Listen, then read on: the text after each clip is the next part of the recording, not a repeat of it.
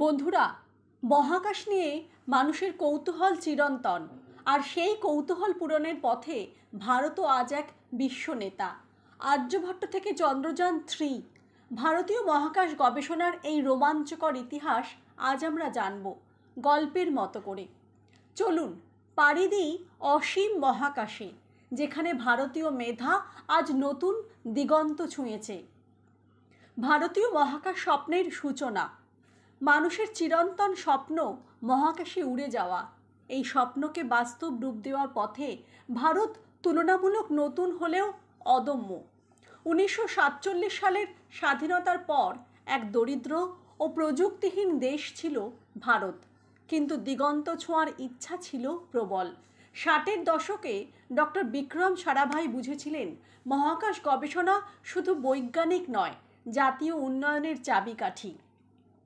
আবহাওয়ার পূর্বাভাস, কৃষি, টেলিকম সবই মহাকাশ প্রযুক্তির উপর নির্ভরশীল হতে পারে। 1962 সালে ভারতীয় জাতীয় মহাকাশ গবেষণা কমিটি গঠিত হয় এবং 1969 সালে জন্ম নেয় ইন্ডিয়ান স্পেস রিসার্চ অর্গানাইজেশন। শুরুতে তহবিল কম, যন্ত্রপাতি সীমিত, কিন্তু স্বপ্ন ছিল আকাশ ছোঁয়া। থুম্বা উপকূলের ছোট্ট চার্চ ভবনেই প্রথম রকেট উৎক্ষেপণ কেন্দ্র তৈরি হয়। বিজ্ঞানীরা সাইকেল, গরুর গাড়িতে রকেটের যন্ত্রপাতি নিয়ে এসেছেন। আজও সেই দৃশ্য ইতিহাসের অনুপ্রেরণা। প্রারম্ভিক মিশন আর্যভট্ট থেকে ভাস্কর। ভারতের প্রথম স্যাটেলাইট আর্যভট্ট 1975 সালে সোভিয়েত সহযোগিতায় মহাকাশে যায়। নামকরণ হয় প্রাচীন ভারতীয় জ্যোতির্বিদ আর্যভট্টর নামে। এটি কেবল একটি প্রযুক্তিগত পরীক্ষা হলেও এটি প্রমাণ করল ভারত স্যাটেলাইট নির্মাণ ও উৎক্ষেপণে সক্ষম। এরপর আসে ভাস্কর ও রোহিণী। রোহিণী 1980 সালে ভারতীয় নিজস্ব উৎক্ষেপণ যান SLV-3 দ্বারা মহাকাশে পৌঁছয়।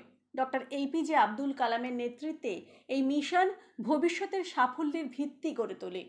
এই পর্যায়ে আবহাওয়া স্যাটেলাইট, টেলিযোগাযোগ স্যাটেলাইট সবই ভারতের জীবনযাত্রাকে বদলে দিতে শুরু করে। কৃষি, দুর্যোগ ব্যবস্থাপনা, টেলিভিশন সম্প্রচার সব ক্ষেত্রেই স্যাটেলাইটের প্রভাব পড়ে। চন্দ্রযান-1 চাঁদে ভারতের প্রথম পদচিহ্ন। 2008 সাল ভারতীয় মহাকাশ গবেষণা নতুন দিগন্তে। চন্দ্রযান-1 মিশনের মাধ্যমে ভারত প্রথমবার চাঁদের কক্ষপথে পৌঁছায়। উদ্দেশ্য ছিল চাঁদের পৃষ্ঠ পরীক্ষা, খনিজ ও জলের অস্তিত্ব অনুসন্ধান। চন্দ্রযান-1 অবিশ্বাস্য সাফল্য এনে দেয়। প্রথমবার চাঁদের মাটিতে জলের অণু থাকার প্রমাণ মেলে।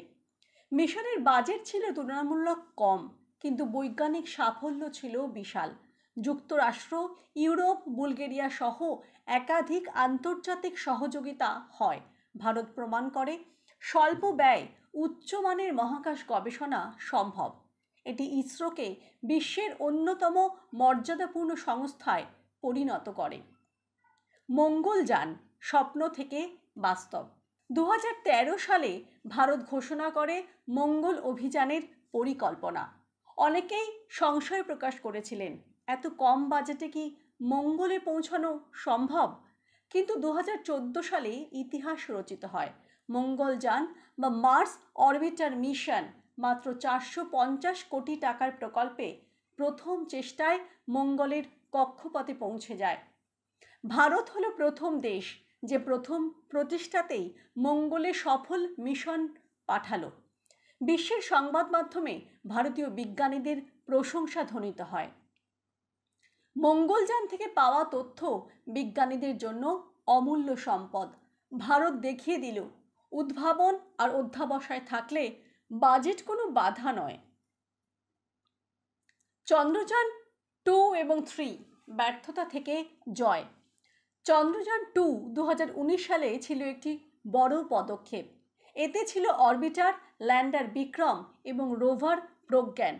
অরবিটার সফল হলেও ল্যান্ডার চাঁদের পৃষ্ঠে অবতরণে ব্যর্থ হয়। তবু মিশনকে ব্যর্থ বলা যায় না।